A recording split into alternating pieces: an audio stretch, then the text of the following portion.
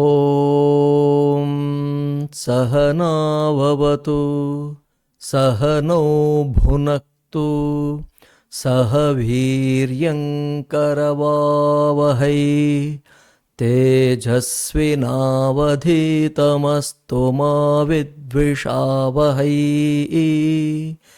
ॐ शान्तिः शान्तिः शान्तिः।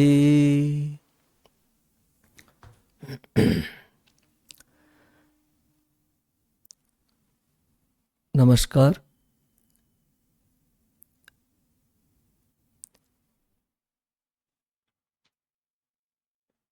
The very purpose of starting this episode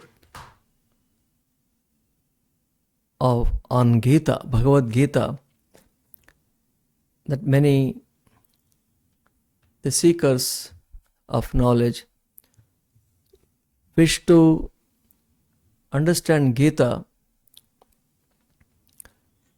with its simple meaning. It takes a lot of time to study the Gita thoroughly. For beginners, to start with, to know each shloka. Bhagavad Gita consists of 700 shlokas, verses, in its 18 chapters. So, understanding each shloka or a verse, word by word, meaning, with their padacheda, wherever sandhi, samasa are there, separating the words and then knowing each word so that you can understand, you can remember the meaning. So, this series of these small lectures of few minutes will be meant mainly to cover one shloka each, or maximum 2 or 3, as depending on the shloka. Before beginning the first chapter of Bhagavad Gita, we will study the Bhagavad Gita Dhyana Shlokas. They are popularly known as Gita Dhyana Shloka, wherein salutation to the Bhagavad Gita, the Vyasa who composed Bhagavad Gita within Mahabharata, and the preacher of Bhagavad Gita, the Lord Krishna himself.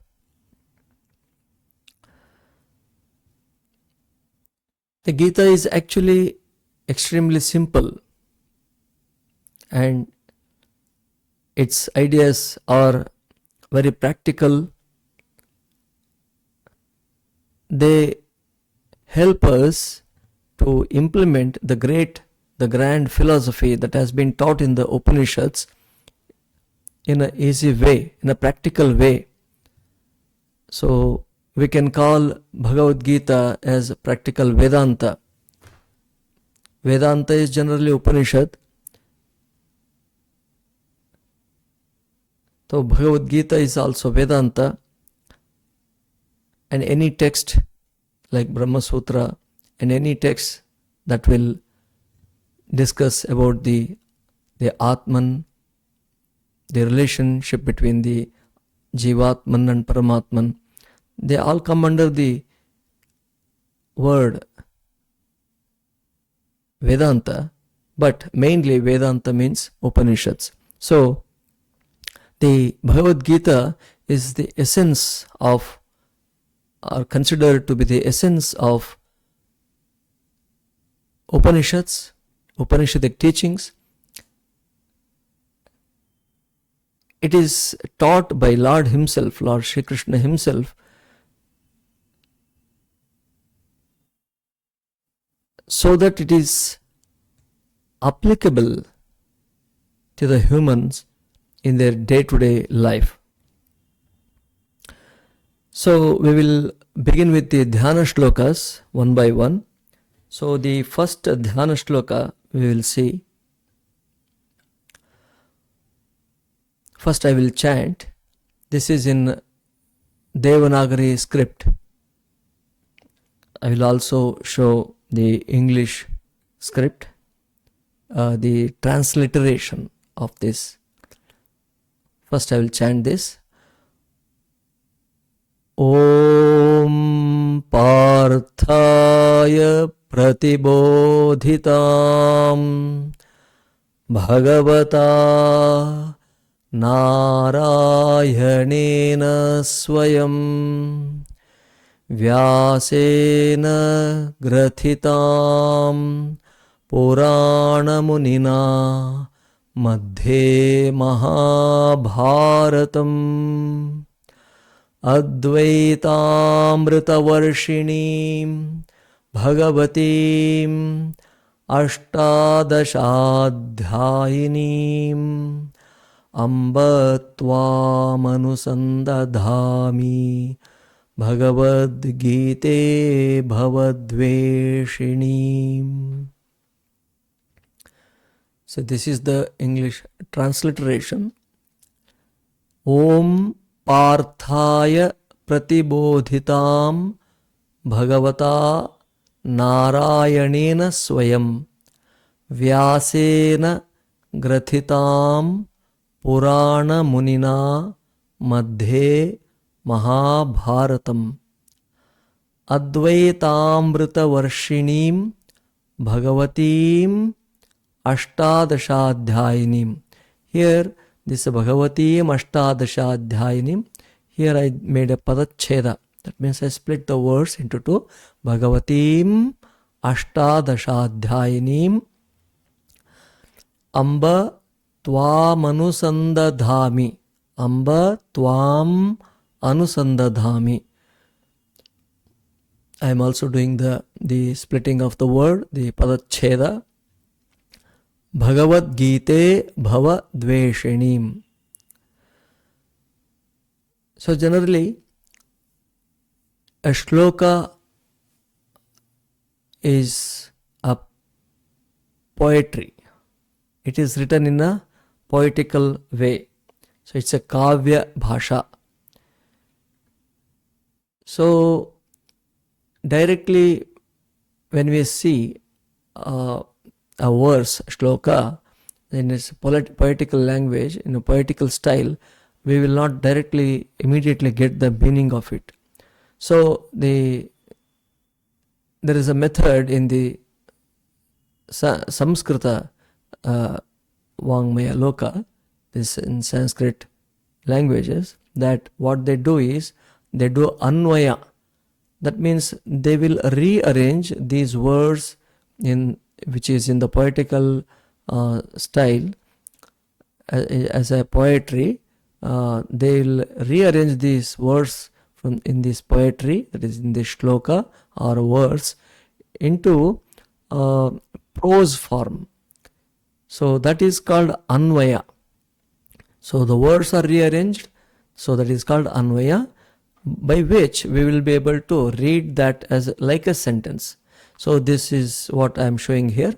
So this Om, so you are saying that meaning, Om, the meaning of Om is Om only.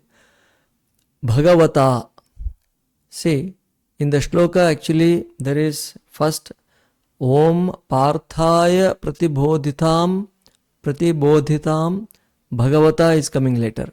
So but we are here rearranging it.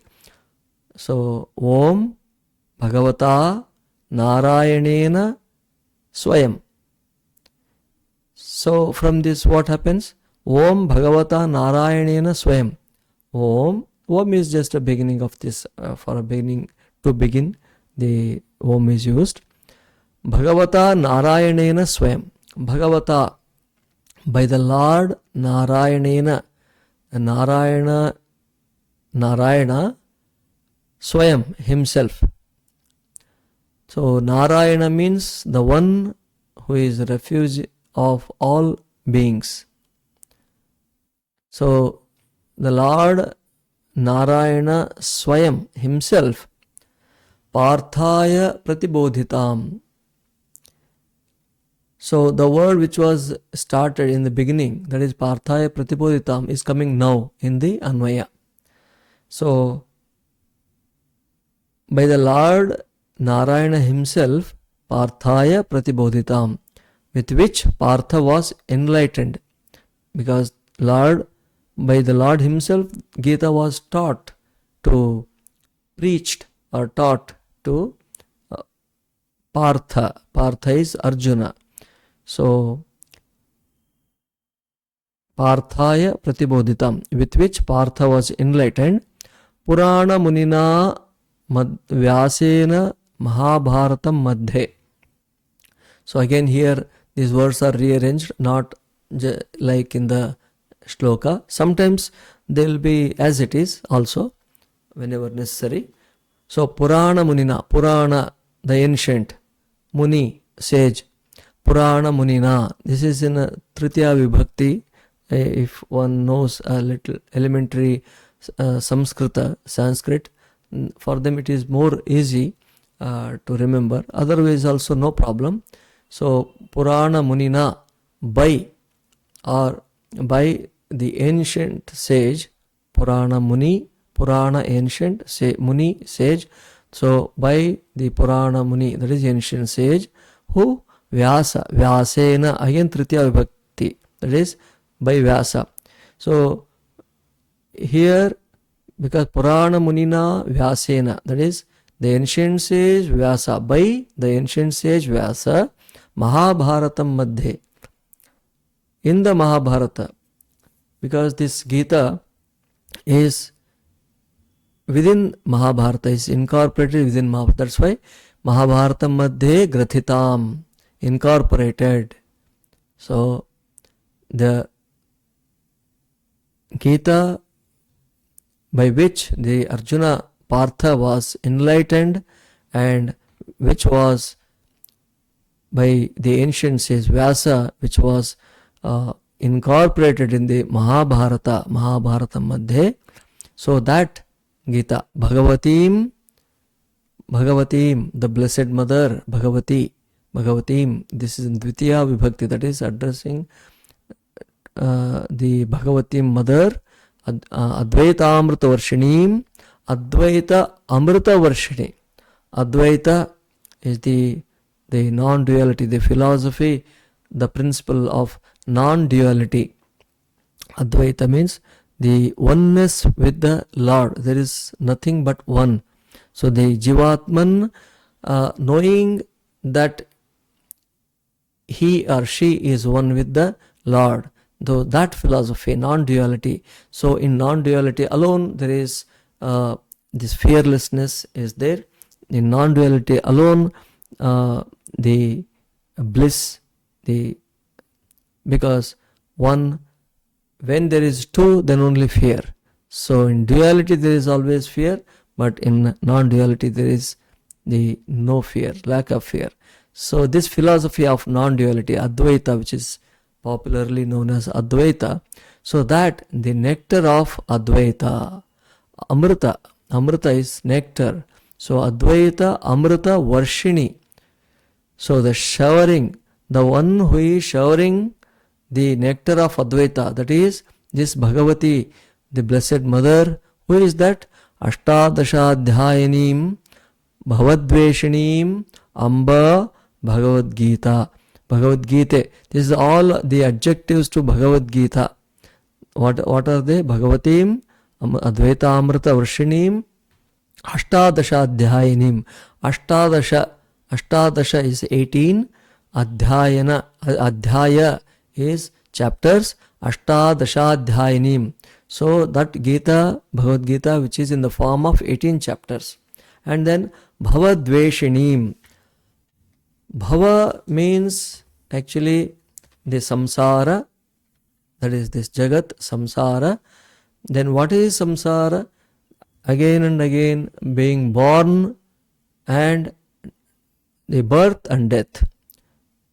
Everyone who is born will one day die, and one who dies will reborn according to his or her karma. So this is samsara. This cycle of birth and death is samsara. So Bhavad Dveshini means this Bhagavad Gita is the destroyer of rebirth. This again, because of the teaching of the Advaita, non-duality. When Jiva knows its oneness with the Paramatman, Jivatman knows the oneness with Paramatman, then there is no rebirth. So this Bhagavad Gita is showering that Amrita, the nectar of Advaita, Advaita Amrita. So Varshini, showering. So one who receives this will no more have the birth and death, or the suffering of again and again being born and dying. So then next word is Amba. Amba is mother. Hey Mata, loving mother. Bhagavad Gita. Bhagavad Gita is Sambodhana Prakriya. That is, whenever we call like Sita, Hey Sita, Gita, Hey Gita, like that. So it's Sambodhana Prakriya. O Amba, O mother, Bhagavad Gita. So Bhagavad Gita, this is called Lord's song, or song celestial, the divine song. So Bhagavad Gita, Tvam, you, to you, thee, to you, Tvam Anusandadhami, I will meditate upon. As we told in the very beginning, that this is Gita Dhyana Shloka. There are these some selected Gita Shlokas, Gita Dhyana Shlokas we are studying. So Anusandadhami, that is meditating upon Bhagavad Gita herself. So we are calling here Bhagavad Gita as the mother, because only mother takes care of her children in such a way. Only she loves her children to protect them in every way. So Bhagavad Gita is also doing the same thing by giving us the knowledge of Advaita, Advaita Amrita. So if we continuously read this, what will be the meaning? By the Lord Narayana himself, or we can say Om, O Bhagavad Gita, because this Sambodhana, we can take it in the beginning itself. Om, O Bhagavad Gita, with which the Partha was enlightened by the Lord Narayana himself.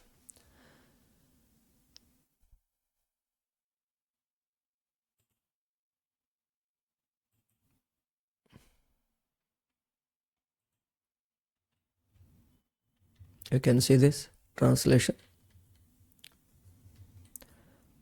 Om, O Bhagavad Gita, with which Partha was enlightened by the Lord Narayana himself, and which was incorporated in the Mahabharata by the ancient sage Vyasa. We know Mahabharata is a very big book, Grantha. Within that, this Bhagavad Gita has been incorporated in the Mahabharata by whom? The ancient sage Vyasa. O the Blessed Mother, the destroyer of rebirth, showering down the nectar of Advaita, and consisting of 18 chapters. Upon thee, O Bhagavad Gita, O loving mother, I meditate. So upon you, mother, I meditate upon you. So this is the first Dhyana Shloka, wherein the salutations are expressed for Bhagavad Gita herself. So the next shlokas will be salutations to Vyasa and Sri Krishna, and there are some shlokas which will depict or describe the situation during the that Mahabharata or Kurukshetra Yuddha, Kurukshetra, the battle, and before the preaching of the Gita or the context of Bhagavad Gita also, but mainly the salutations or the respect is shown here to Bhagavad Gita, and Vyasa, the composer of the Bhagavad Gita, and then the Lord Sri Krishna, who preached this knowledge, this Bhagavad Gita, the practical Vedanta, to Arjuna. Actually, he taught this to whole humanity through Arjuna, keeping Arjuna as nimitta. Arjuna was only nimitta. Nimitta means just a cause. He's just an instrumental, we can say. So instrumental in providing this Bhagavad Gita to whole humanity. So we will study one by one shlokas. So the very purpose of this, the series of episodes will be like this only. We will not go deep into the Vyakhyana or commentary of the shlokas. For those who are having very less time due to the busy lifestyle and the work they are doing, but even then there is a great desire, the sattvika desire, the pure desire to understand Bhagavad Gita, then know the ancient knowledge, the what our scriptures teach, to understand the Vedanta. Those who are seeking this knowledge, these series of these small episodes, small video clips are for those. So hope this effort will be very useful for many, so they all will get benefited. May the Lord bless everyone with the knowledge and help us know that the oneness with the Almighty. Om Shanti Shanti Shanti Harihi Om Tat Sat. Shri Ramakrishna Arpanamastu.